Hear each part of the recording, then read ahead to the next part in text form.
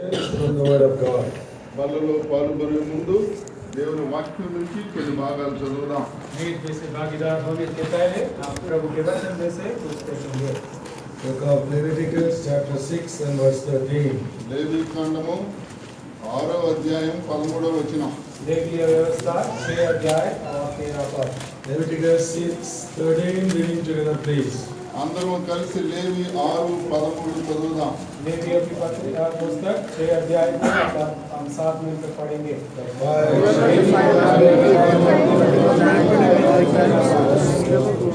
John's Gospel chapter 5 and verse 35. యోహాను సువార్త 5:35.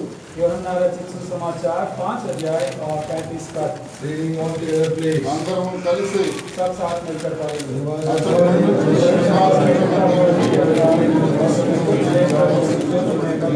अच्छा लगा.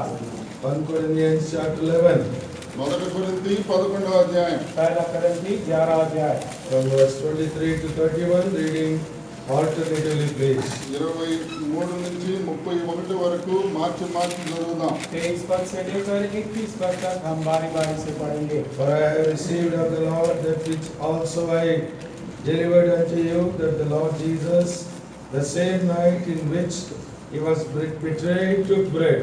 After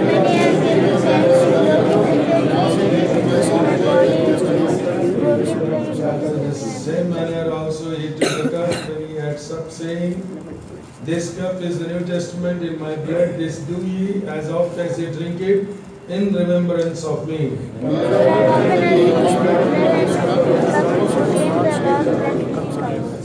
For whosoever shall eat this bread and drink this cup of the Lord unworthily shall be guilty of the body and the blood of the Lord.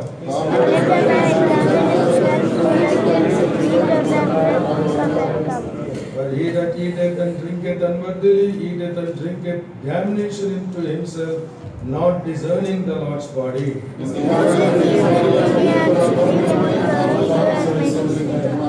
For if we judge ourselves, we should not be judged. May our loving Lord bless the reading of these portions, enable our lives to search in the light of the Word of God, and then take part worthily in the Lord's table. చదువుకున్న వాక్యాన్ని దేవుడు ఆశీర్వదించి మనము వాక్యపు వెలుగులో మన జీవితాలను పరీక్షించుకొని యోగ్య పద్ధతిలో బల్లలో పాల్గొందినట్టు చేయాలి. हमारा प्रेमी पिता ये वचन के पढ़े जाने पर आशीष दे और हमारे हृदयों के साथ बात करे और हम अपने आप को जांच कर योग्य रीति से इस मेज में से भागीदार हो. Shall we look to the Lord for His help and revelation? ఆయన యొక్క ప్రత్యక్షత కొరకు సహాయం కొరకు ప్రార్థన. प्रभु यीशु मसीह की सहाय और प्रकाश के लिए हम प्रार्थना करेंगे. Loving Holy Father, in the highly exalted name of our Lord and Savior, Lord Jesus Christ, we come into Thy presence. We come around Thy table. Thank you for the time of worship granted to us, that we could worship the God of all grace, who has called us, saved us and justified us. Thank you, Lord, for this experience even you have wrought in my life. I worship along with Thy blood-bought children. Thank you for the grace that brought me. Thank you for the blood that bought me. Thank you, Lord, the wonderful grace that brought me into the fold, marvelous fold. I worship you along with Thy children. Now, Lord, as we have read few verses from Thy precious word, before we take part in the Lord's table, it is our desire, Lord, expound Thy word unto us. With our human wisdom, we can't even understand. We can't teach and preach even a single word. Lord, because Thy words are true and light. Thy words are life. Lord, these are the words from above. Grant us the wisdom from heaven above, Thy unction from above, Thy utterance from above. Put the right words in our mouth. Our coming together may be a great benefit. Lord, reveal Thyself unto us. Lord, visit us, deal with us, and so that we may take part worthily in Thy table.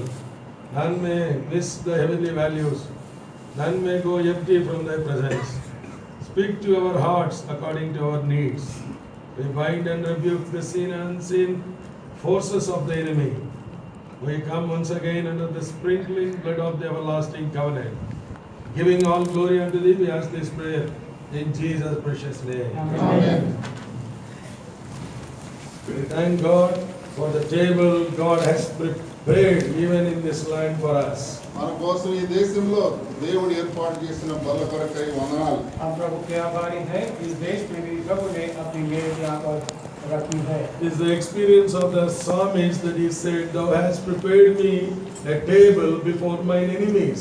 మరి కీర్తనకారుని యొక్క అనుభవం శత్రువుల మధ్య నాకు నీ బల్లను సిద్ధపరిచినారు. भजन लिखने वाले का ये अनुभव था, तूने मेरे शत्रुओं के सामने मेरे लिए मेज बिछाई है. In this land, in this world where Satan is working so quick, so fast, even the Lord graciously visiting us, granting us the time and again to come around his table and to remember of him and to take part worthy in his table. ఈ లోకంలో సాతానుడు ఎంతో మెళుకుగాను వేగంగా ఉన్నటువంటి పరిస్థితుల్లో దేవుడు మనకు ఆయన యొక్క ఉచితమైన కృప చేత మనకు చక్కటి బలను అనుగ్రహించి దాని చుట్టూ చేరటం గొప్ప ఆదరణ.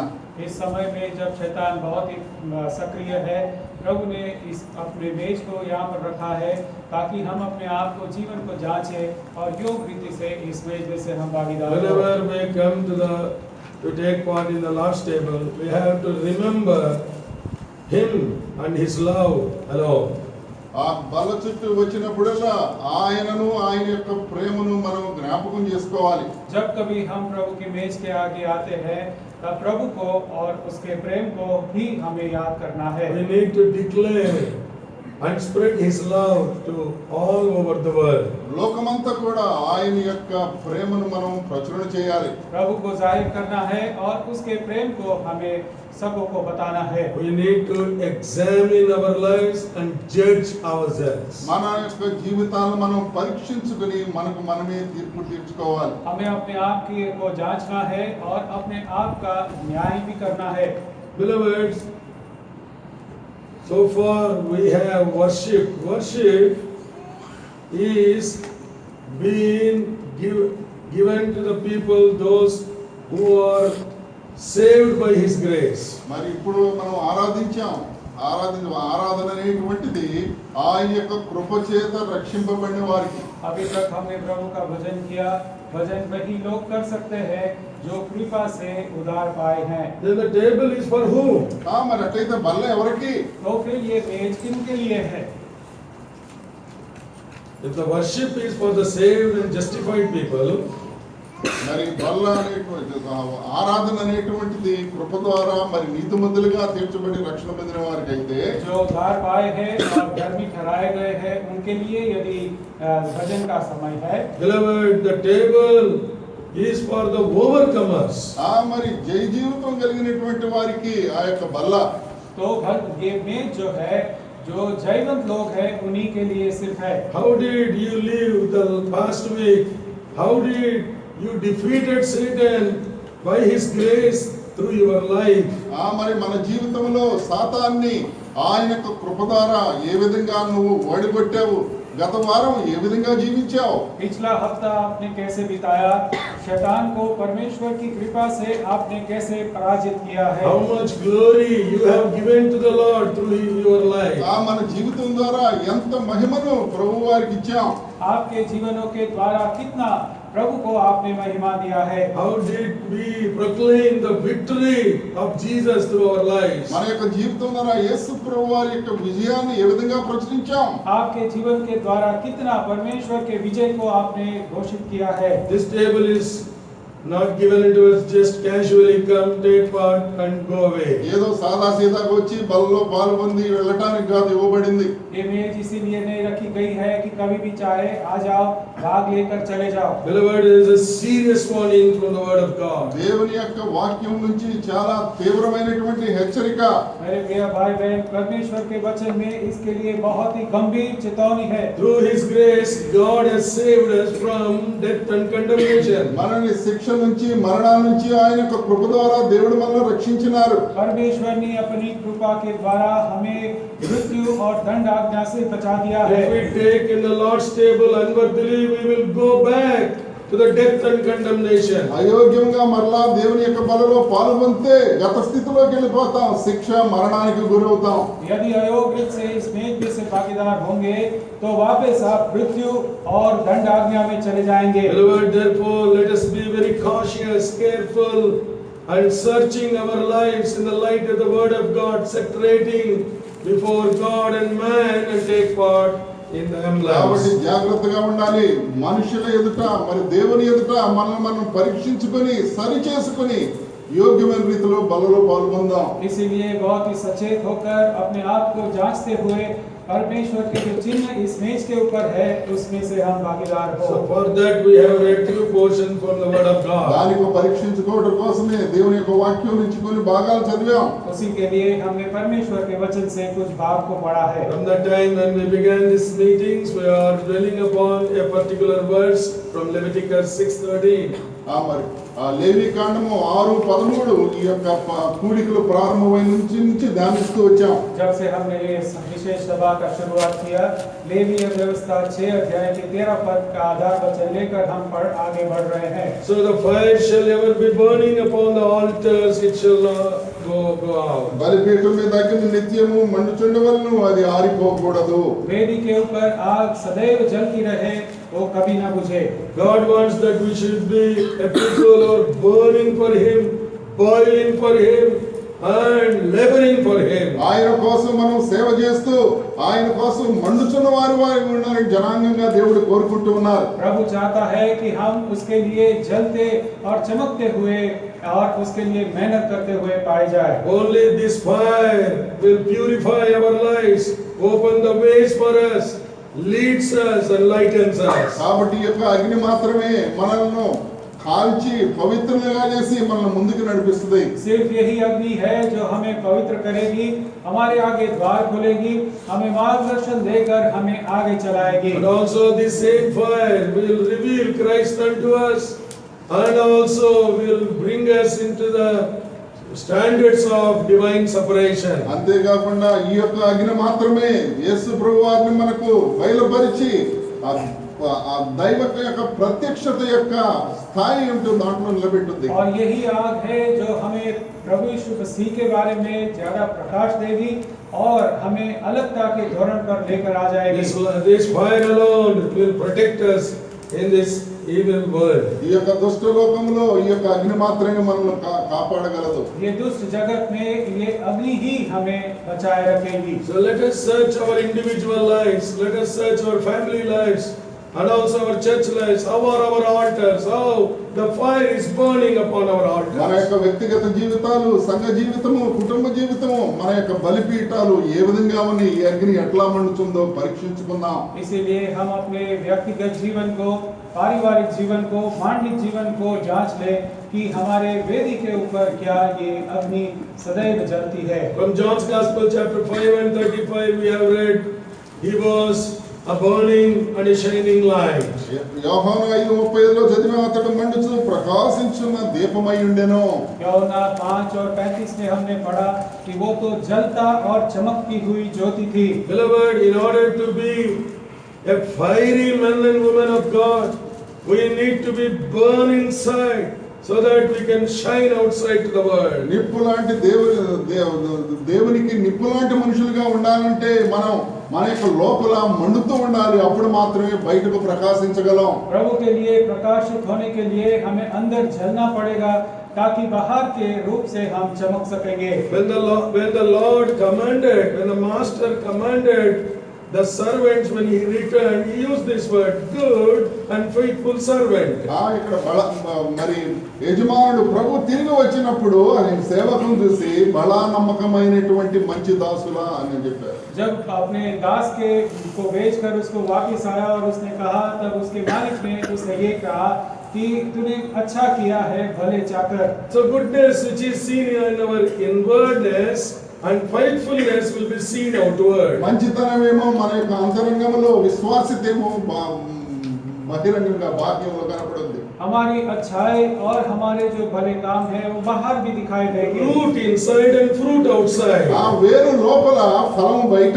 मूल अंदर रहेंगे, फल बाहर दिखाई देंगे। Therefore, inwardly and outwardly, we should be very strong, deeply rooted, grounded in the Lord. ఆ దేవుని ప్రభువులో వేరు తన్నుకున్న వారిగా మనం బాహ్యంగాను లోపల కూడా ఉండాలి. इसीलिए अंदरूनी रूप से हमें बहुत ही स्थिर और बहुत ही अंदर ऐसे मूल हमारे प्रभु यीशु मसीह में होना चाहिए। The word of God through the life of John the Baptist reveals several secrets, truths, how we can be a burning and a shining light for the Lord. బాప్తిస్మం ఇచ్చి యోహాను యొక్క జీవితం దేవుని యొక్క వాక్యం ద్వారా ఏ విధంగా మండుచున్నటువంటి దీపంగా ఉండగలమో చెప్పబడుతూ ఉన్నది. प्रभु के दास यूहन्ना बपतिस्मा के जीवन के द्वारा हम कई विध से सीख सकते हैं कैसे हम उसके लिए चमकते हुए और प्रकाशित ऐसे ज्योति बन पाए। By God's grace we are going to see only 3 truths, but there are many. చాలా ఉన్నవి కానీ దేవుని యొక్క కృపను బట్టి 3 విషయాలు చూద్దాం. कई सच्चाई है, उसमें से सिर्फ 3 बात के ऊपर अभी हम ध्यान That करेंगे। we have already begun in the worship time. మరి మనం ఆరాధనలో ప్రారంభించాం. भजन के दौरान हमने उसको शुरुआत में देखा है। The secret for shining and burning and shining for the Lord is he was the man who received the grace of God. మరి దేవుని కోసం మండుచు ప్రకాశించడానికి ఉండవలసిన రహస్యం ఏమిటంటే దేవుని దగ్గర నుంచి ఆయన కృప పొందినాడు. जो रहस्य था कि वो चमकता और प्रकाशित ज्योति थी, उसका रहस्य तो ये था कि यूहन्ना ने प्रभु मसीह की कृपा को पा ली थी। He is the recipient of God's grace. దేవుని యొక్క కృపను ఆయన పొందినవాడు లబ్ధిదారుడిగా ఉన్నాడు. प्रभु यीशु मसीह की कृपा उस पर हुई थी। The word of God says the first instance where the grace occurred in the word of God is Genesis 6:8. ఆ మొట్టమొదటిగా కృప అనేటువంటిది ఆది కాండము 6:8లో ప్రారంభమైంది. सबसे पहले हम कृपा के बारे में उत्पत्ति की पुस्तक 6 अध्याय के 8 पद में पढ़ते हैं। It is said Noah found grace in the sight of the Lord. మరి 6:8లో నోవహు యెహోవా దృష్టి యందు కృప పొందినవాడాయను. लिखा है नूह ने परमेश्वर की दृष्टि में कृपा पाली। When the Lord's eyes fell upon the whole world during that time, ఆ ప్రభువారి యొక్క కనులు లోకమంతా పడినప్పుడు उस समय में परमेश्वर की आंख जब पूरी पृथ्वी को जांच रही थी, beloved, the Lord's eyes found this divine favor only on this man of God Noah. మరి దైవజనుడైనటువంటి నోవా మీదే యెహోవా యొక్క కృప దృష్టి కలిగి ఉన్నది. तब परमेश्वर की आंख पूरी पृथ्वी में सिर्फ एक ही व्यक्ति नूह के ऊपर लग गई थी। When the Lord destroyed the whole world with the floods, one man, one family, they were saved. It is because of God's imminent grace. మరి ప్రపంచ లోకమంతా కూడా జలప్రళయంలో నశించిపోయింది కానీ దేవుని కృపను బట్టి ఈ యొక్క నోవహు కుటుంబం మాత్రమే రక్షింపబడింది. जब पूरी पृथ्वी का जल प्रलय से नाश हो गया, तब सिर्फ एक व्यक्ति और उसका परिवार परमेश्वर की कृपा के कारण वहां पर बच गए। He received God's undeserved favor, God's divine kindness, and he's been escaped from the wrath of the God's wrath that kindled against the world. మరి లోకం వైపునటువంటి దేవుని యొక్క ఉగ్రత నుంచి కృపను బట్టి కనికరమును బట్టి నోవహు తప్పింపబడ్డాడు. जो कृपा के लिए हम योग नहीं थे, ऐसी कृपा परमेश्वर ने नूह के ऊपर दिखाई और जो दुष्ट जगत था उसके अंदर से उसे बचा लिया। Beloved, the days which we are living are the days are of like Lot, or of like Noah, or like the Son of Man. మరి మనిషి కుమారులాగా లేకపోతే లోతు సమయంలోనూ లేకపోతే నోవహు దినముల్లో ఉన్నటువంటి దినాల్లో ఉంటూ ఉన్నాం.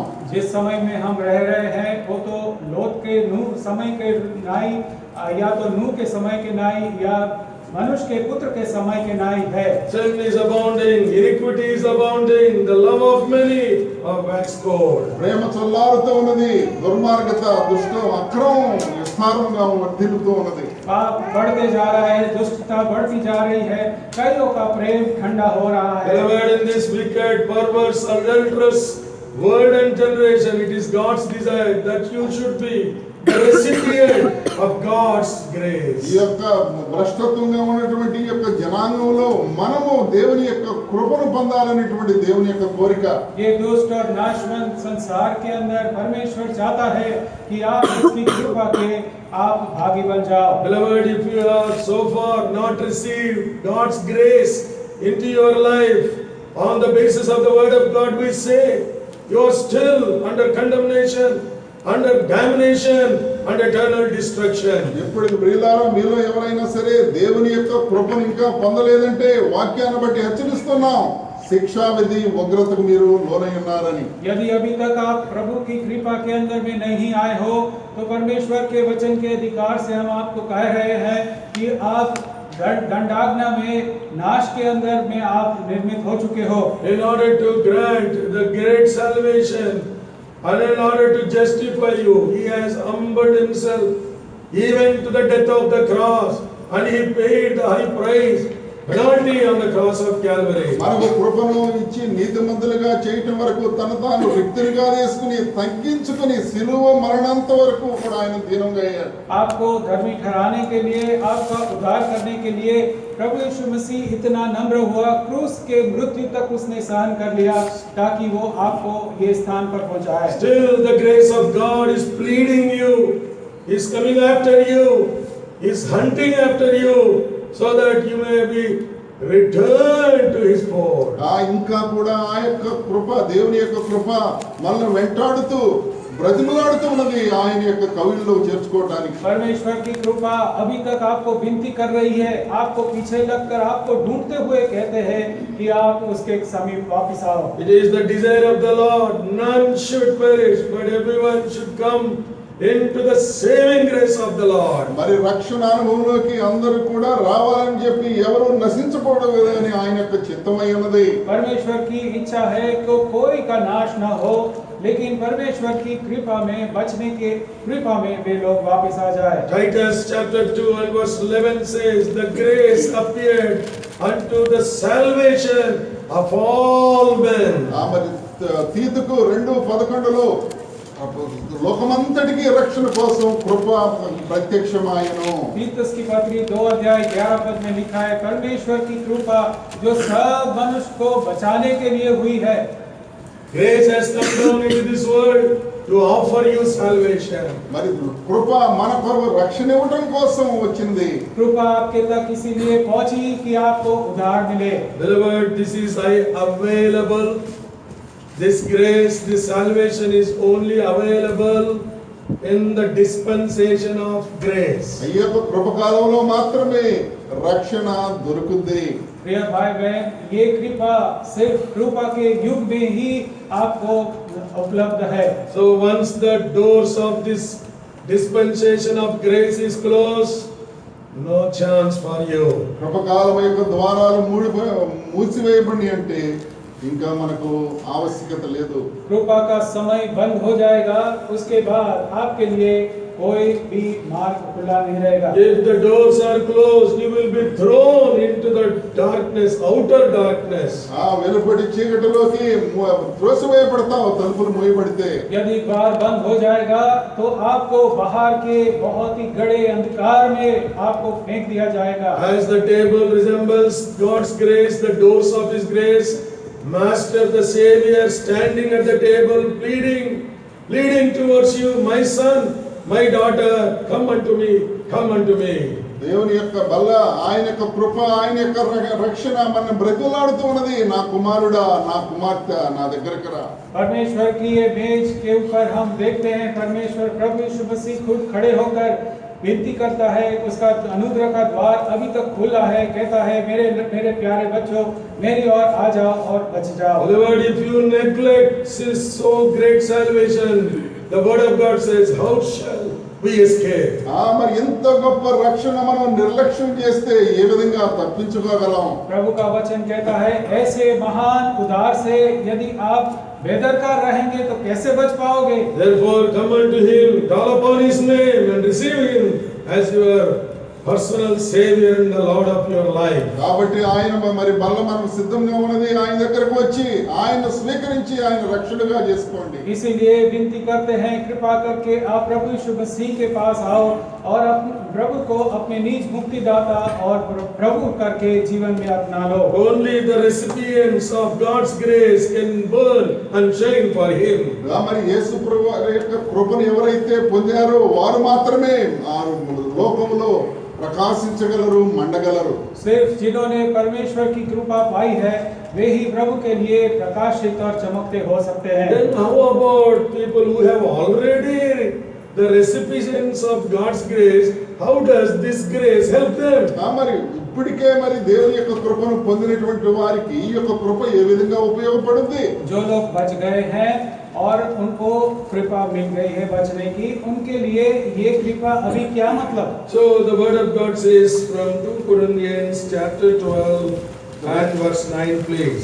2 కొరింథీ 12:9 చెప్పబడుతున్నది. We are reading all together. दूसरा कोरिन्थी 12 अध्याय के 9 पर 12:9 of 2 Corinthians, reading together, please. 2 కొరింథీ 12:9 అందరం కలిసి చదువుదామండి. दूसरा कोरिन्थी 12 अध्याय के 9 पर हम साथ मिलकर पढ़ेंगे.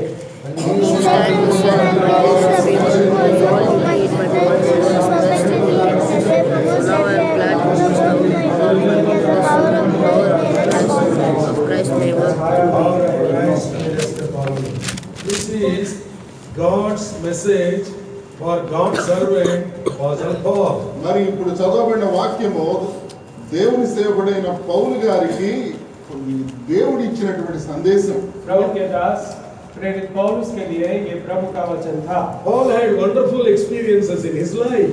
పౌలు గారికి తన యొక్క జీవితంలో అద్భుతమైన అనుభవాలు ఉన్నాయి. पौलुस को अपने जीवन दौरान अद्भुत अनुभव हो चुके थे. God transported him, translated him to the third heaven, the paradise. మరి పరదేశంలోకి పరలోకంలోకి దేవుడు పౌలు గారి ఆత్మను తీసుకువెళ్ళినారు.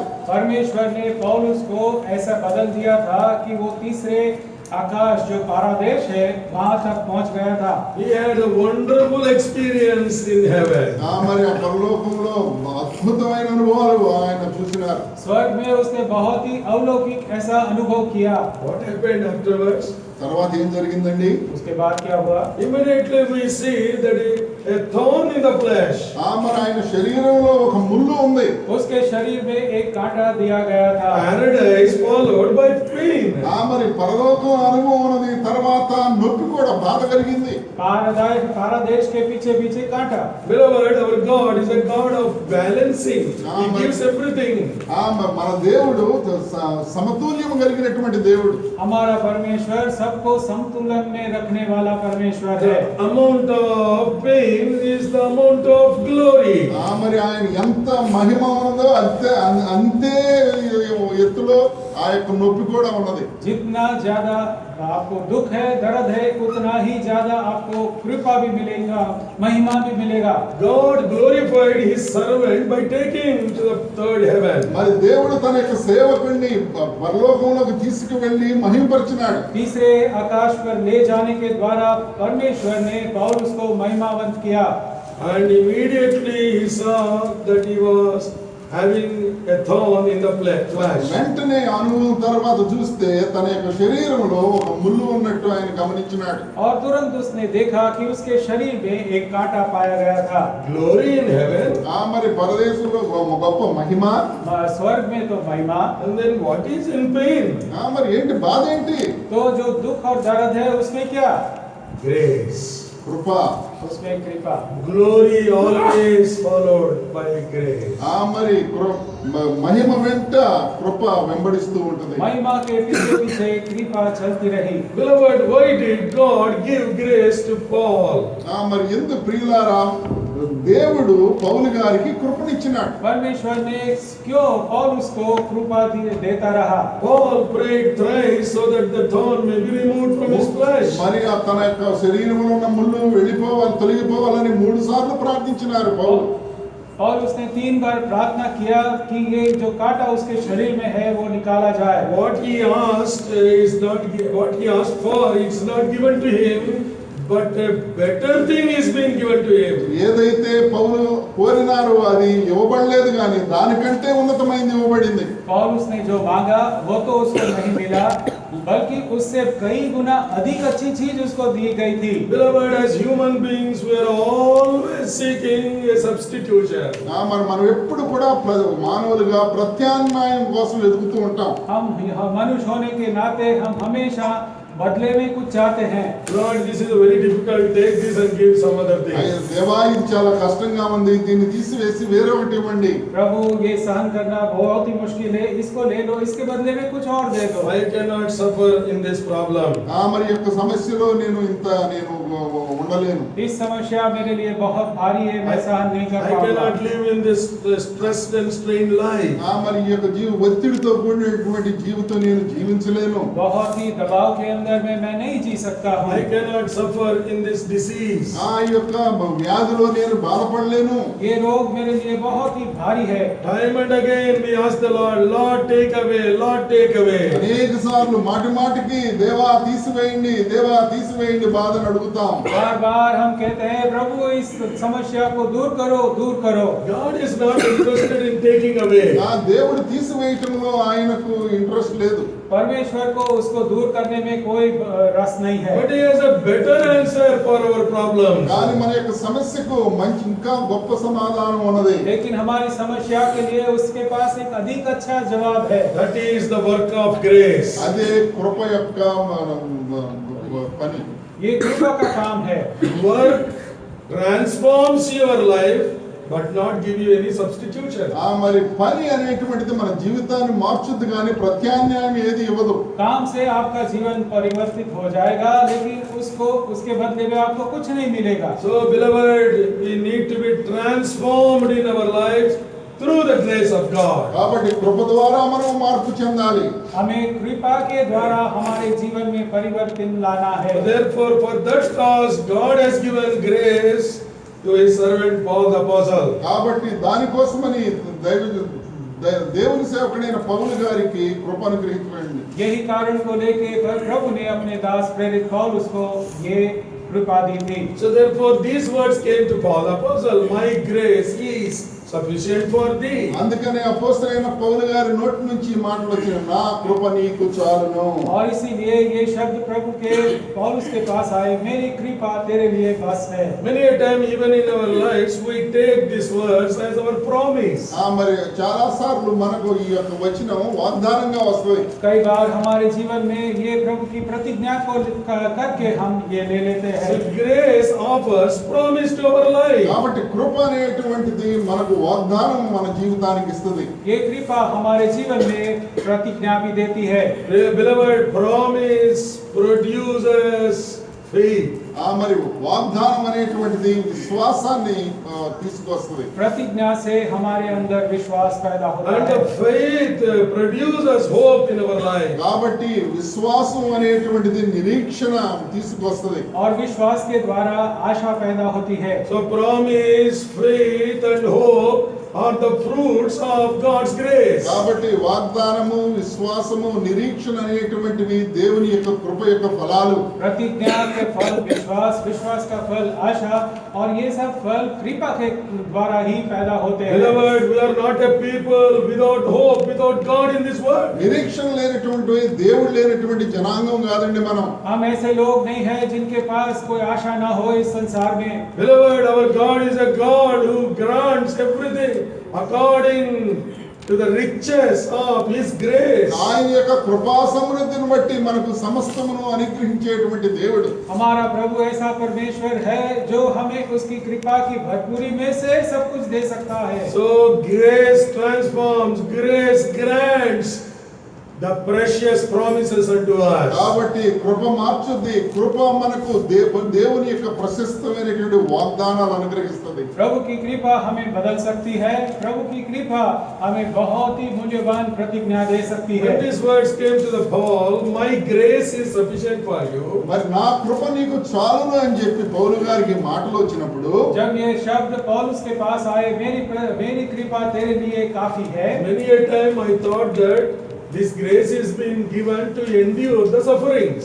మరి అనేక సార్లు సహోదరుడు అనుకున్నాడు పౌలు గారికి ఉన్నటువంటి బాధను ఓర్చుకోవడానికి ఈ కృప ఇవ్వబడింది అని అనుకున్నారు. Beloved, many a time these words, my grace is sufficient for thee, and the promise it comes to us, we think that it is given to endure sufferings. Even I thought.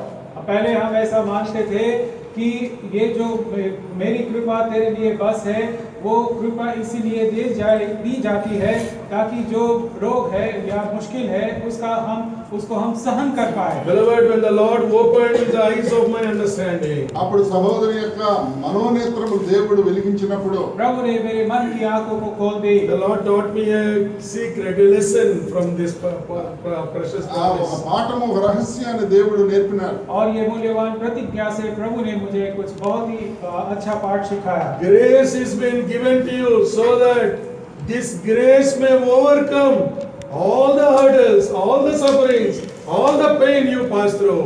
మరి ఈ యొక్క కృప ఇవ్వబడింది. కారణం ఏంటంటే అనేకమైనటువంటి సమస్యలు, అనేకమైనటువంటి బాధలు నువ్వు అనుభవించే అన్నిటిని నుంచి కూడా ఇది తీసుకువెళ్ళింది పైకి. आपको कृपा इसीलिए दी गई है ताकि ये जो आपके दुख है, सब बीमारी है, मुश्किल है, इन सबों के ऊपर आप होकर जी सको. Grace is more than your question, your problem, your disease, everything you pass through the valley of Baca.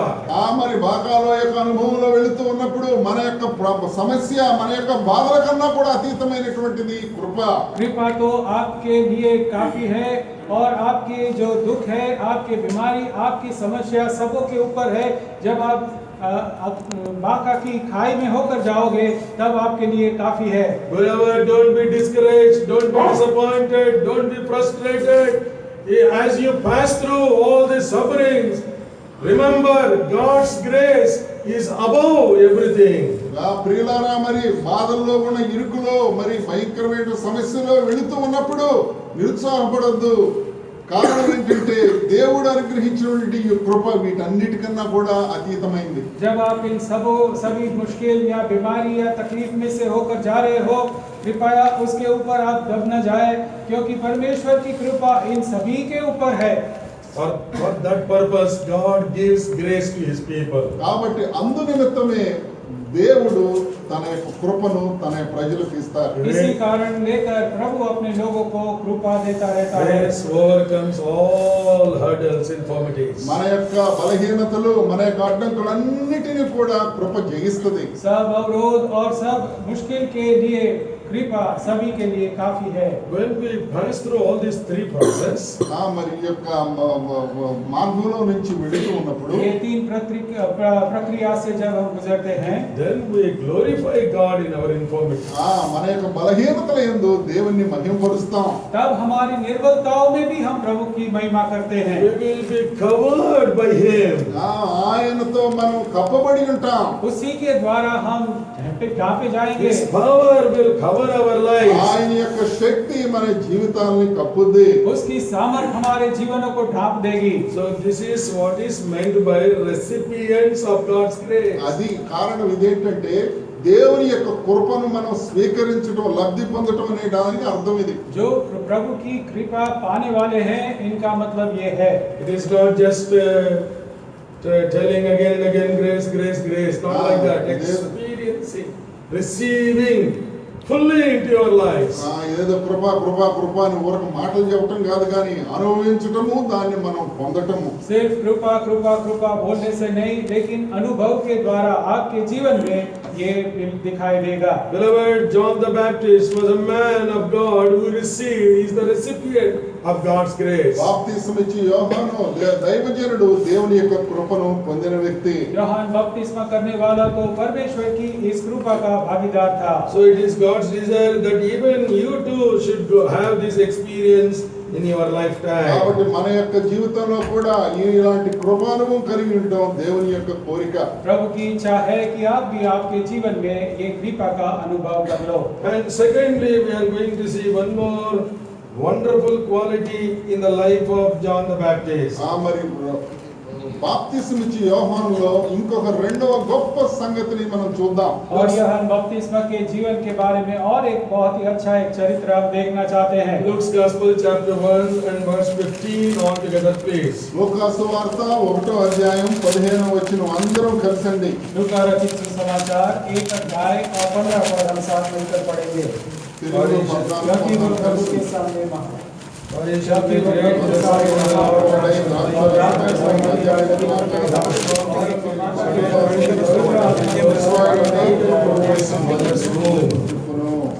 Here the second quality is that he shall be filled with the Holy Ghost. ఇక్కడ ఏమనుందంటే పరిశుద్ధాత్మతో నిండుకున్న వాడై ఉంది. दूसरा जो गुण यूहन्ना के अंदर था पवित्र आत्मा से भरपूर। Only a spirit-filled man can be burning and shining for the Lord. కాబట్టి దేవుని యొక్క ఆత్మతో నిండిన వాడే వెలుగుగాను అగ్నిగాను ప్రకాశించేవాడిగా ఉంటాడు దేవుని కోసం. प्रभु के लिए जो चमकना और प्रकाशना चाहता है उसको पवित्र आत्मा से भरना ही है। Filling is a wonderful experience. నింపబడటం అనేటువంటిది గొప్ప అద్భుతమైన అనుభవం. परिपूर्ण होना बहुत ही अच्छी ऐसी बात है। Filling is a repeatable experience. మరి మరలా జరిగేటువంటి అనుభవం నింపబడటం. और ये भरपूरी तो बार बार हो सकती है। When the petrol or diesel is out of our cars and trucks, we go to the filling stations. మరి కారులోను ట్రక్స్ లోను పెట్రోల్ డీజిల్ అయిపోయినప్పుడు పెట్రోల్ స్టేషన్ కి వెళ్తాం, ఫిల్లింగ్ స్టేషన్. जब हमारे गाड़ी में पेट्रोल या डीजल नहीं होता है तो हम पेट्रोल स्टेशन में भराने के लिए जाते हैं। We fill not only once in a year. సంవత్సరానికి ఒకసారి నింపవండి. साल में एक बार नहीं जाते। Time and again when it becomes empty, we run. Before it becomes empty, we go. అది ఖాళీ అవ్వక మునిపే, ఖాళీ అవుతున్నప్పుడే వెళ్ళిపోయి నిలుస్తాం. खलास होने के पहले हम जाकर उसको फिर से भरा लेते हैं। So filling with the Spirit of God should be done. It's a everyday, day-to-day process. మరి దేవుని యొక్క ఆత్మతో నింపబడేటువంటిది ప్రతి దినదిన చర్య. पवित्र आत्मा से भरपूर होना रोज की प्रतिक्रिया है। Therefore, in Ephesians chapter 5 and verse 18 says, ఎఫెసీ 5:18లో और एफिसियों की पत्री 5 अध्याय 18 पद में इसीलिए लिखा गया है, and be not drunk with wine where is excess, but be filled with the Spirit. మద్యమతో మత్తులై ఉండకుడి, దానిలో దుర్వ్యాపారం కలదైతే ఆత్మపూర్ణులై ఉండుడి. दाखरस से मत वाले न बनो क्योंकि इससे लुचपन होता है, पर आत्मा से परिपूर्ण होते जाओ। Beloved, how can we fill by the Spirit of God? దేవుని యొక్క ఆత్మ చేత ఏ విధంగా నింపబడతాం? प्रभु के पवित्र आत्मा से हम कैसे भर जा सकते हैं? When you are already filled by something, it is very difficult to fill you.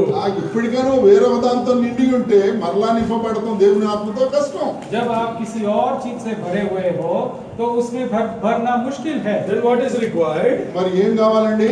तो क्या जरूरी है? Emptying is required. ఖాళీ అవటం అనేటువంటిది అవసరం. पुरानी चीज को खाली करनी है। God empties our life so that He can fill our lives.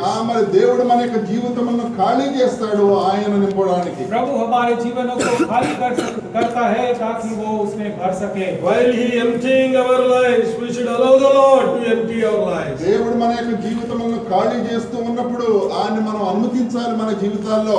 जब प्रभु हमारे जीवनों को छूता है उसको परवानगी दे कि अपने जीवनों को वो खाली कर सके। We need to cooperate with God. దేవునితో మనం సహకరించాలి. प्रभु के साथ सहकार दे। Forcefully He will not empty us.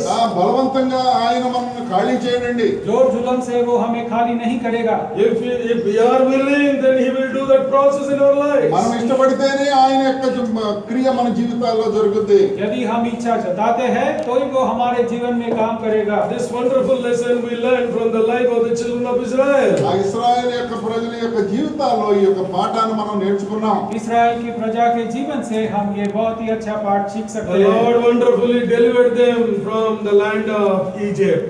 ఐగుప్తు దేశం నుంచి అద్భుతంగా వారిని విడుదల చేసినారు. बहुत ही अद्भुत रीत से मिस्र देश में से प्रभु ने उनको छुड़ाया। As they were heading towards Canaan, which stands for spiritual perfection and fullness. ఆ కానాను దేశం వైపు వెళుతూ ఉన్నప్పుడు అంటే ఆత్మీయ పరిపూర్ణతకు అది సాదృశ్యం. आत्मिक संपूर्णता, आत्मिक परिपूर्णता जो कनान बताती है, उसकी ओर इस्राएल के लोग जा रहे थे। Literally, physically, the Lord has delivered them from Egypt. మరి బాహ్యంగా చూస్తే ఐగుప్తు నుంచి వారు విడుదల పొందారు. वास्तविक रूप से, शारीरिक रूप से तो प्रभु ने उनको मिस्र से छुड़ाया In था। order to fill with all the divine things, He started to empty the Egypt, that which is already filled in their hearts. వారు బయటకు వచ్చినా కూడా వారి యొక్క జీవితాల్లో ఐగుప్తుతో నిండి ఉన్నది కాబట్టి దేవుడు దాన్ని ఖాళీ చేయటం ప్రారంభించినారు. प्रभु ये सब परिपूर्णता उनके अंदर डाल सके, इसी कारण मिस्र की जो भरपूरी थी उसे वो निकालना चाहता था। It's the only thing the children of Israel did not like that. మరి వాళ్ళ జీవితం అంతట్లోనూ ఈ ఖాళీ చేయటం అనే ఐగుప్తుని ఖాళీ చేయటం అనేది ఇష్టపడలేదు. लेकिन इस्राएल के लोगों को ये बात अच्छी नहीं लगी। 11 days journey to Egypt became a 40 years agony. 11 రోజులు ప్రయాణము 40 రోజులు ప్రయాసతో కూడినటువంటి బాధతో కూడిన మార్గంగా అయింది. सिर्फ 11 दिन की यात्रा 40 साल में दुखमय यात्रा में बदल गई। Whenever the Lord touches Egypt, there was stiffness in their lives. మరి వారి జీవితాల్లో దేవుడు ఐగుప్తుని ముట్టినప్పుడు వారు మెడలను గట్టి పడిపోయేవాళ్ళు. जब प्रभु ने उनके हृदय में मिस्र को छुआ, अकड़ गर्दन बन गए। They became disobedient, rebellious people against God. మరి దేవునికి అవిధేయులను వ్యతిరేకమైనారు. प्रभु के सामने वे बंद करने वाले और ठट्ठा करने वाले बन गए। Beloved, when the Lord wants to fill you, allow the Lord, cooperate with the Lord, so that He may fill you and you may enjoy the fullness of the Spirit of God in your lives. ప్రియులారా, దేవుడు మన యొక్క జీవితాల్లో మరి ఖాళీ చేసి ఆయన నింపాలనుకున్నప్పుడు మనం ఆయనతో సహకరించాలి. అప్పుడు మాత్రమే ఆయన యొక్క పరిపూర్ణత అయినటువంటి నింపుదల ఉంటుంది. जब प्रभु चाहता है तब उसके आप इजाजत दे, उसको सहकार दे, ताकि वो आपके वो परिपूर्णता और भरपूरी से भर सके। Why the Lord is interested in filling our lives? మన జీవితాల్లో ఆయన నింపటానికి ఎందుకు ఆయన ఆసక్తి చూపుతున్నారు? हमारे जीवन को भरपूर करने के लिए प्रभु को क्यों उसमें रस है? It is said, what fills you leads you and guides you. ఏదైతే నువ్వు నింపుద్దో అది మాత్రమే మనల్ని నడిపిస్తుంది.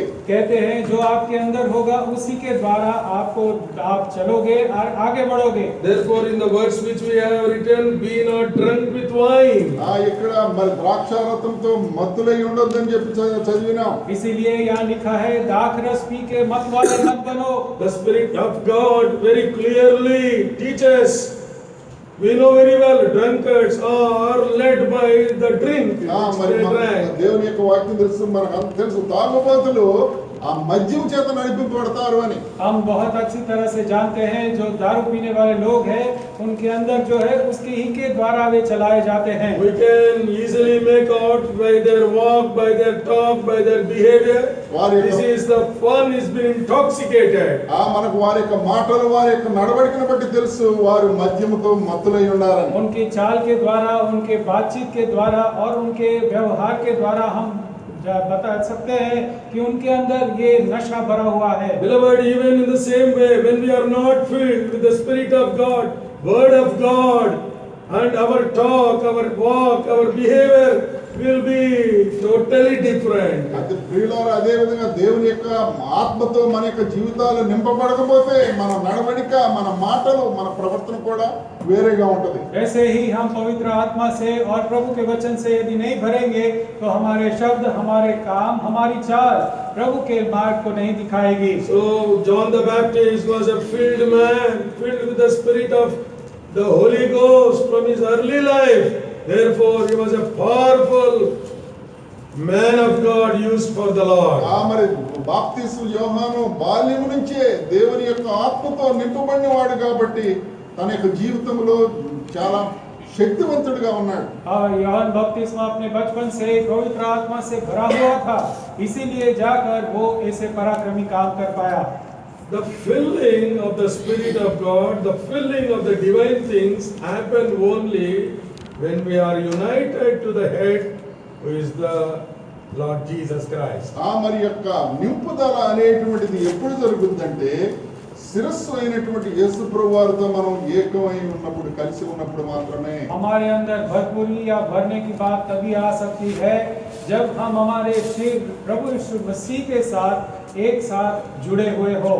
Shall we all read Ephesians chapter 1 and verse 22 and verse 23? ఎఫెసీ 1:22-23 అందరం కలిసి చదువుదాం. आप सब साथ मिलकर एफेसियों की पत्री 1 अध्याय 22 और 23 पद पढ़ेंगे। And as put on the fullness of body,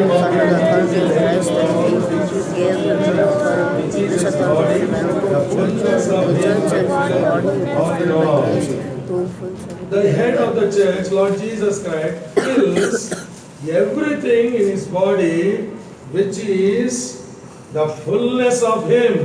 మరి సంఘమునకు శిరస్సు అయినటువంటి యేసు ప్రభువారు తన యొక్క సంఘాన్ని మరి సమస్తమును పూర్తిగా తన యొక్క నింపి సంపూర్ణతతో ఉంచుతారు. प्रभु अपनी देह में अपनी परिपूर्णता बहुतायत से पूर्ण करते जाता भरते जाता है। When we are not united to the head, attached to the head, శిరస్సు the fullness can never be seen in our life. శిరస్సుకు మనము కలిసి ఉండకపోతే సంపూర్ణత అనేటువంటి మన జీవితంలో ఉండదు. जब हम ये शिव के अधीनता में जुड़े हुए नहीं है तो ये परिपूर्णता हमें दिखाई नहीं देगी। This is a wonderful lesson we learn in the body of Christ, in the church of the living God. మరి దేవుని యొక్క జీవం గల దేవుని సంఘములో ఈ అద్భుతమైనటువంటి పాఠాన్ని మనం నేర్చుకుంటాం. प्रभु के घर में प्रभु की कलीसिया में ये रहकर हम ये बहुत ही अद्भुत पाठ को सीख सकते हैं। We learn how to be under the headship. మరి క్రీస్తు యొక్క ఆధిపత్యం క్రింద ఉండటం, శిరసత్వం కింద ఉండటం అనేటువంటిది प्रभु के शिरपद के नीचे हम कैसे रह सकते हैं। In our body, if we see under the head, all the members of the body are in control of head. మరి మన యొక్క శరీరంలో చూస్తే శిరస్సు పైన ఉంటుంది, దానికి ఆధీనంలో మిగతా అవయవాలన్నీ నడుస్తాయి. हमारे शरीर को देखिए, हमारे सिर के नीचे अधीनता में हमारे शरीर के सब भाग आए हुए हैं। If the members of the body are properly united, knit to the head, the functioning of the life of the body will be very smooth and soft. శరీరంలో ఉన్నటువంటి అవయవాలన్నీ కూడా చక్కగా శిరస్సుతో కలిసి చక్కగా ఉంటే అప్పుడు మాత్రమే ఈ యొక్క శరీరం అనేటువంటి చక్కగా నడుస్తుంది. यदि हमारे शरीर के अलग-अलग भाग शीर के साथ योग नीति से जुड़े हुए हैं, उसके अधीनता में है तो पूरे शरीर अच्छाई से आगे काम कर सकता है। Sometimes we say, brother, this brother is a very godly man. He worships. See how he talks, how he behaves. See how his attitudes. మరి కొన్నిసార్లు చెప్తాం, ఆయన చక్కగా వర్షిప్ చేస్తాడండి సహోదరుడు, కానీ చూడండి ఏ విధంగా మాట్లాడుతున్నాడో, ఎట్లా ప్రవర్తిస్తున్నాడు. कई बार हम कोई भाई के बारे में कहते हैं, भाई ये देखो एक कितना प्रभु का भजन करने वाला है, प्रभु की सेवा करने वाले हैं, लेकिन उनका व्यवहार आप देखो। Beloved, only the thing is he is not united to the head.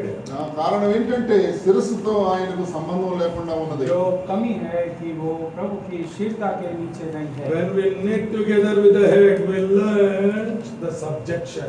మరి శిరస్సుతో మనం కలిసి ఉన్నప్పుడు మనం శిరస్సుకు లోబడి ఉండటం అనేటువంటిది. जब हम प्रभु की शीलता के नीचे आएंगे, अधीनता को सीखेंगे। In obedience, we are filled with the vessels. మరి విధేయత కలిగి నిండినటువంటి పాత్రలుగా ఉంటాం. जब हम अधीन होंगे तो हम भरपूरी में आ जाएंगे। Exodus 40, when Moses finished the work of the tabernacle, the glory of the Lord filled the tabernacle. మరి నిర్గమకాండం 40లో పరిశుద్ధ గుడారమును మోషే ముగించినప్పుడు దేవుని యొక్క ఆత్మ మహిమ నిండి ఉన్నది. प्रस्थान 40 अध्याय में जब मूसा ने प्रभु के मंदिर का काम खत्म किया, तब पवित्र प्रभु का महिमा उस मंदिर में भर गया। How come the filling took place in the tabernacle? మరి పరిశుద్ధ గుడారములో ఏ విధంగా మరి యొక్క నింపుదల కలిగింది? मुलाकात मंडप के अंदर कैसे प्रभु की महिमा भर गई? It is written, Moses did according to God what he has commanded. యెహోవా దేవుడు ఏదైతే ఆజ్ఞాపించినాడో ఆ ప్రకారం మోషే జరిగించెను. लिखा है जैसे प्रभु ने आज्ञा दी थी उसी के मुताबिक मूसा ने किया। If you are a subjected believer, obedient believer, You will have fullness, divine fullness in your life. మరి విధేయత కలిగినటువంటి విశ్వాసిగా ఉంటే మనలో దైవత్వం యొక్క పరిపూర్ణత ఉంటది. यदि आप आज्ञांकित है, अधीन विश्वासी है, तो आपके अंदर भी ये भरपूरी बचे वास करेगी. Only when we are filled, the glory of the Lord will be revealed. ఎప్పుడైతే మనం నింపబడతామో అప్పుడు మాత్రమే దేవుని యొక్క మహిమ ప్రత్యక్షపడుతుంది. जब आप भरे जाओगे तभी जाकर परमेश्वर की महिमा आपसे दिखाई देगी. We learned this secret from the wedding at Cana of Galilee. మరి గలిలయలో జరిగినటువంటి కానాను విందులో ఈ యొక్క రహస్యం మనకు తెలిసింది. काना गांव में जो शादी थी उसके द्वारा हम ये सीख पाते हैं. The Lord told the ministers, fill the 6 water pots with the water. మరి అక్కడ ఉన్నటువంటి సేవకులకు ప్రభువారు చెప్పాడు 6 రాతి బాణలను నీళ్లతో నింపండి. वहाँ जो बर्तन थे उनको प्रभु यीशु ने कहा कि उसको ऊपर तक भरो. They filled to the brim. మరి అంచుల వరకు వారు నింపారు. और ऊपर तक उन्होंने भर दिया. Because they are obedient, we could see God is glorified. మరి వారి యొక్క లోబడను బట్టి దేవుడు అక్కడ మహిమపరచబడినాడు. उनकी अधीनता के द्वारा परमेश्वर की महिमा हुई. Beloved, if we are filled with the word of God, spirit of God, in all obedience to the word of God, will be useful instruments in the hand of God. మనం కూడా ప్రియులారా దేవుని యొక్క వాక్యానికి దేవుని యొక్క ఆత్మకు మనం నింపబడి ఆ అనుకూల విధేయత కలిగి ఉంటే దేవుని యొక్క హస్తములో మనం ఎంతో ఉపయోగకరమైన ఉంటాం. यदि प्रभु के वचन से पवित्र आत्मा से हम भरे हुए होंगे तभी जाके प्रभु के हाथ में हम उपयोगी पात्र बन पाएंगे. John the Baptist, the man who received God's grace, బాప్తిస్మ యోహాను దేవుని యొక్క కృపను పొందినాడు. యోహాన్ बपतिस्मा करने वाला था जो प्रभु की कृपा को पाया. John the Baptist was a spirit-filled man. బాప్తిస్మ యోహాను ఆత్మతో నింపబడినవాడు. और यूहन्ना बपतिस्मा पवित्र आत्मा से भरपूर था. That's why he was burning and shining for the Lord. అందుకనే మండుచు ప్రకాశిస్తూ ఉన్నాడు దేవుని కోసం. इसीलिए वो जलता और चमकता हुआ प्रकाशित किया था. Third and final thing, briefly we are going to see it. మూడవది చివరిది క్లుప్తంగా చూద్దాం. संक्षेप में तीसरी बात हम देख लेंगे. John the Baptist was a man of separation. మరి బాప్తిస్మ యోహాను ప్రత్యేకించబడినటువంటి వ్యక్తి. యోహాन बपतिस्मा अलग किया हुआ व्यक्ति था. Yesterday also we have studied on the subject of separation. మరి ప్రత్యేకించబడటం అనేటువంటి దాని మీద నిన్న చూసినాం. कल भी हमने अलगता के ऊपर कुछ सीखा. Today separation in the life of John the Baptist in a fivefold way. మరి 5 రకాలుగా బాప్తిస్మ యోహాను యొక్క జీవితంలో ప్రత్యేకించబడటం చూద్దాం. यूहन्ना के जीवन के द्वारा हम अलगता के 5 पहलू देखना चाहते हैं. First of all, he was a separated man in his diet. తన యొక్క ఆహార విషయంలో అన్నపానం విషయంలో ప్రత్యేకింపబడినవాడు. सबसे पहली बात यूहन्ना अपने खाने पीने में या अपने आहार में बाकी लोगों से अलग था. John the Matthew's Gospel chapter 3 and verse 4. మత్తయి సువార్త 3-4 వచనం. मत्ती 3 और 4. How do you love this? అందరూ కలిసి And the same John was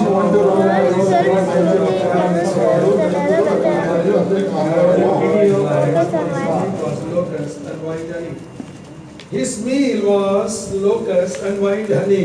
మరి మిడతలు అడవి తేనె అతని యొక్క ఆహారం. उसका भोजन टिड्डिया और वन मधु था. It does not mean that you should go and eat locusts and the wine honey. దీని అర్థం ఏంటంటే మనం అడవి తేనెను మిడతలు తినమని కాదు. उसका मतलब ये नहीं है कि आप मच्छर और ऐसे सब खाली मधु को खाए. Beloved, he had a very disciplined diet. క్రమశిక్షణ కలిగినటువంటి ఆ యొక్క ఆహార పానీయాలు. उसका खाना बहुत ही शिस्तपूर्ण था.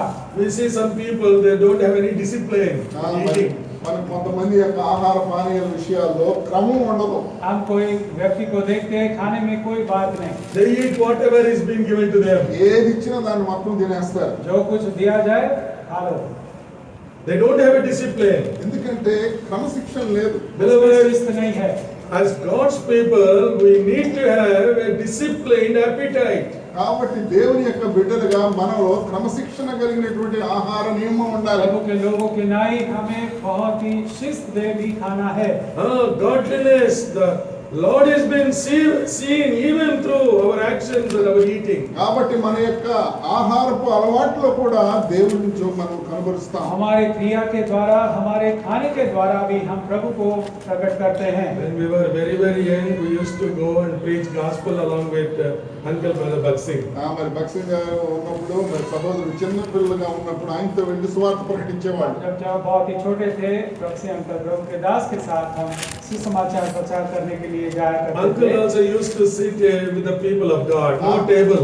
మరి ఆయన పెద్ద ప్రత్యేకమైనటువంటి బల్ల ఏమి ఉండదండి, ప్రజలతో కలిసి కూర్చునేవారు. तब मेज नहीं थी, टेबल नहीं था. प्रभु के दास बक्से अंकल भी सबके साथ नीचे बैठते थे. People were anxious to sit next to him.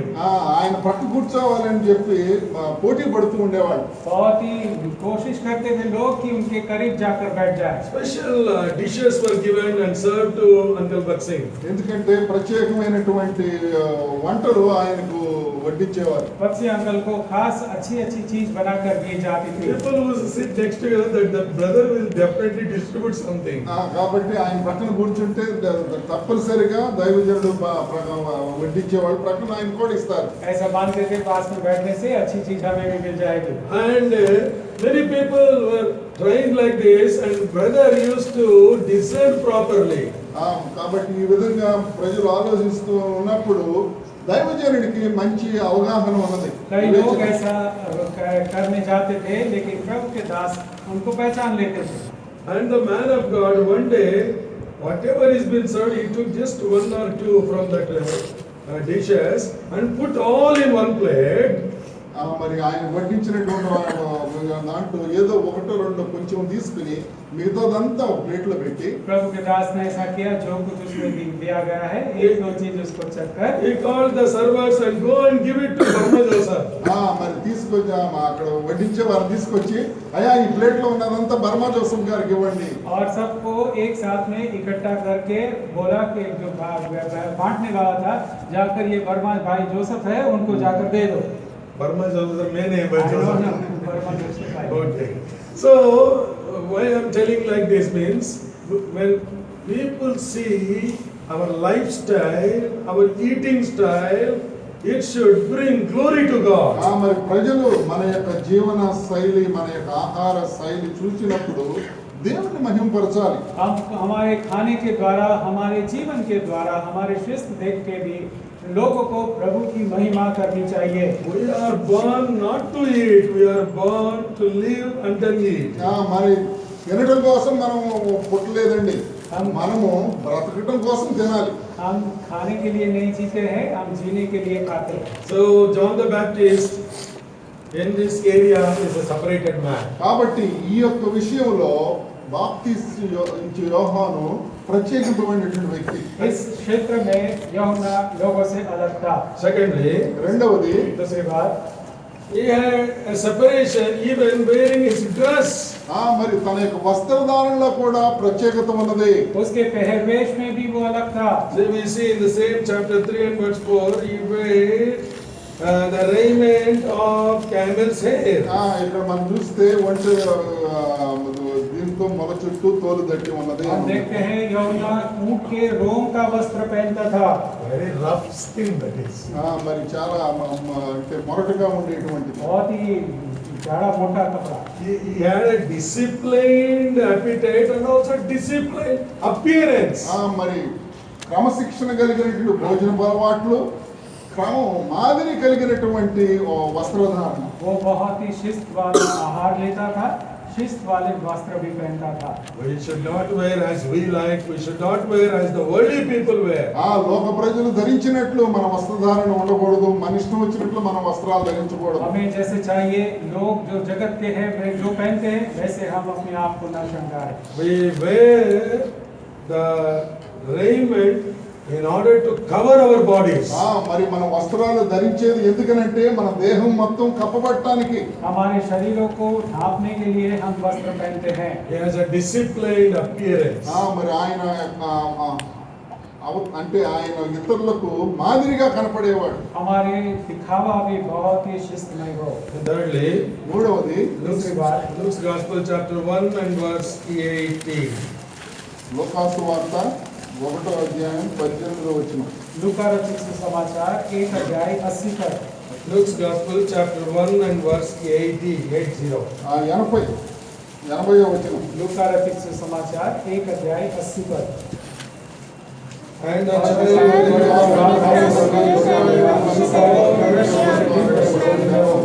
deserts to the day of issuing unto Israel. So it is written, he dwell in the deserts. అరణ్యములో నివసించెను అని ఉంది. जंगलों में रहा। You may be really rejoiced at this verse because we are also in the wilderness in the desert. మరి ఈ వచనం చదివినప్పుడు మనం కూడా మరి ఎడారుల్లోనే ఉన్నాం. आपको खुश होने का कारण है, आपके जंगल में है। Those who work in peripheries, those who work in the deep deserts, మరి don't think that you are far away from the city. మరి అరణ్యాలు మరి లోపల దూర ప్రాంతాల్లో ఉండేటువంటి వారు మీరు పట్టణాలకు దూరంగా ఉండాలని చెప్పి విచారం ఉండదు.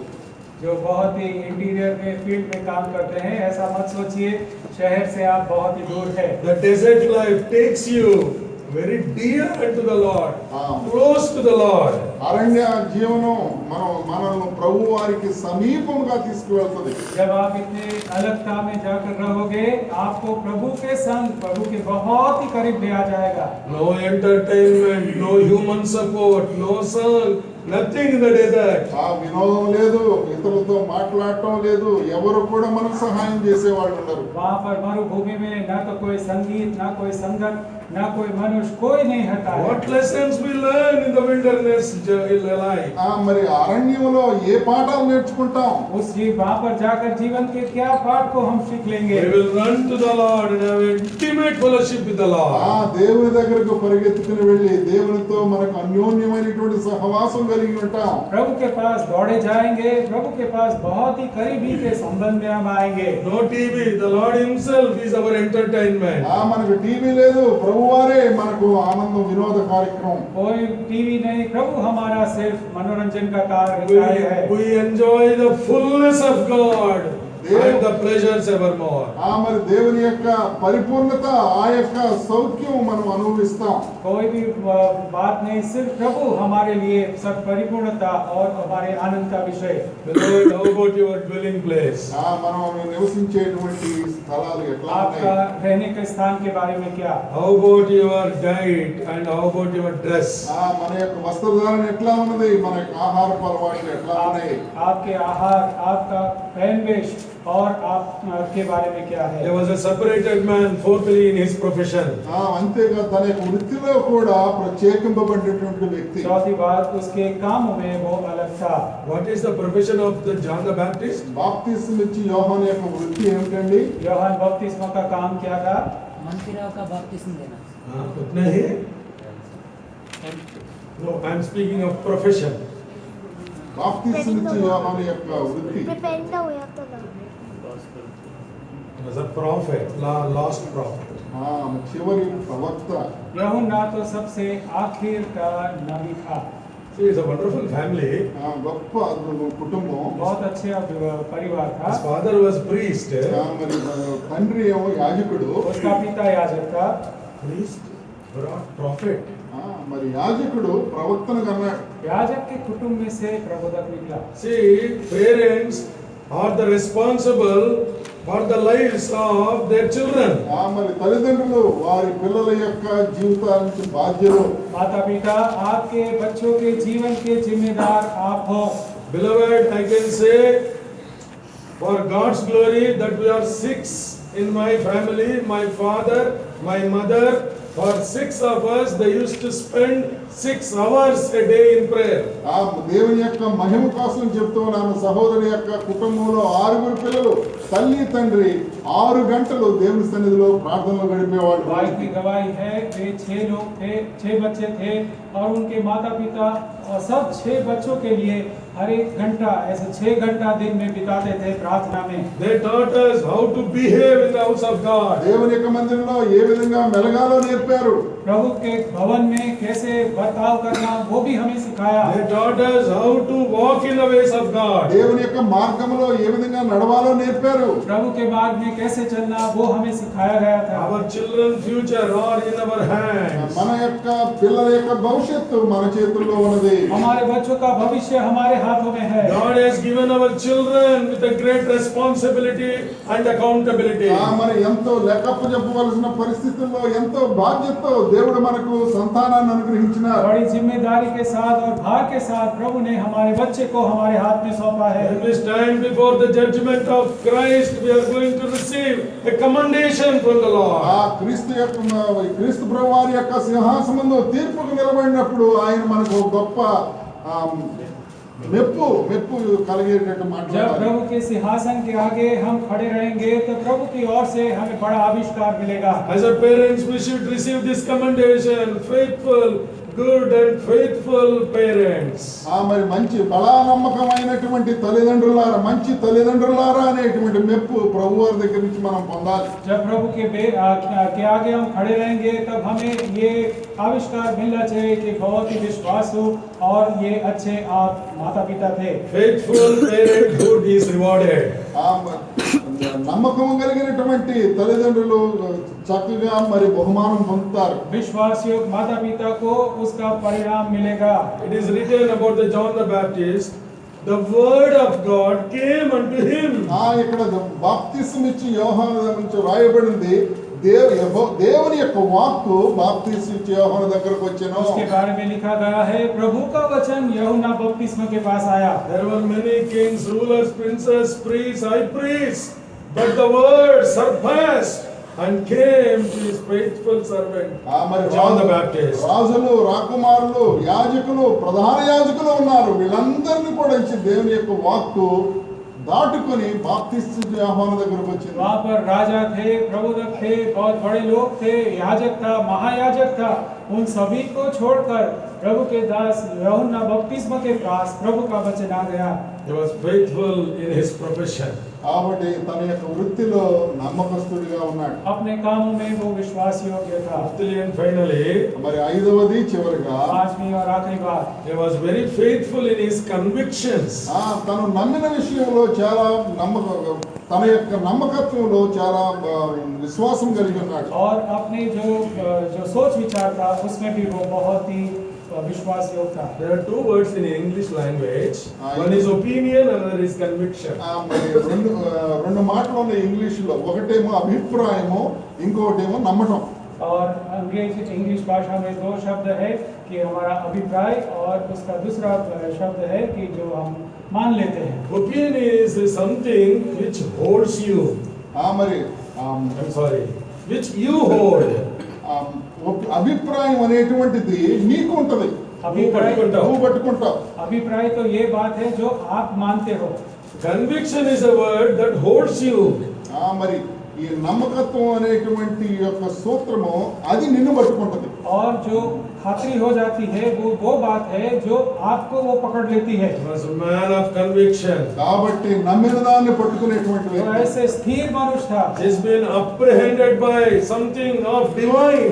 మరి దైవత్వం అనేటువంటి దేవుని దగ్గర నుంచి వచ్చిన దానికి భయపడ్డాడు. दैवी बातों से उसको पकड़ लिया गया था। Therefore he did not speak to the king, and all the defilement he spoke outwardly and publicly. కాబట్టి ప్రతి ఒక్కటి కూడా ప్రతి సమస్త దుష్టత్వాన్ని బహిరంగంగా నిర్మోహమాటంగా మాట్లాడినాడు. इसीलिए राजा से शर्मिंदा नहीं होके बहुत ही साफ उनको उनके जो गलत काम थे वो यूहन्ना ने बता दिए।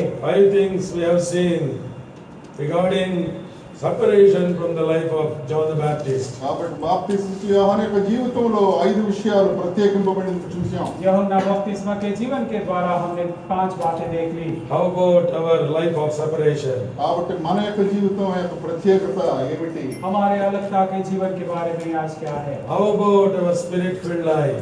మరి ఆత్మతో నింపబడిన జీవితం మన జీవితం గురించి ఏమిటి? आत्मिक भरपूरी के जीवन के बारे में हम क्या कहें? How do we enjoy grace?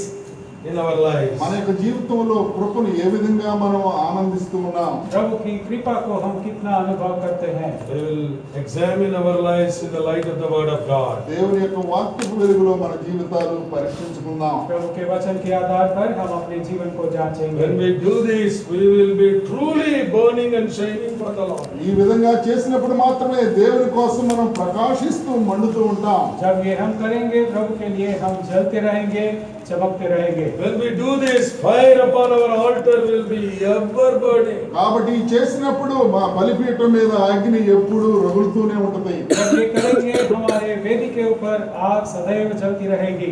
Let us examine our lives in the light of the word of God and take part worthily in the Lord's table. కాబట్టి దేవుని యొక్క వాక్యంలో మన జీవితాలను పరీక్షించుకొని యోగ్యముగా ఆయన యొక్క బలలో పాల్పొందుదాం. अपने आप को योग्य रीति से हम जांच लें और इस रीति से इस भेद से हम भागीदार हो।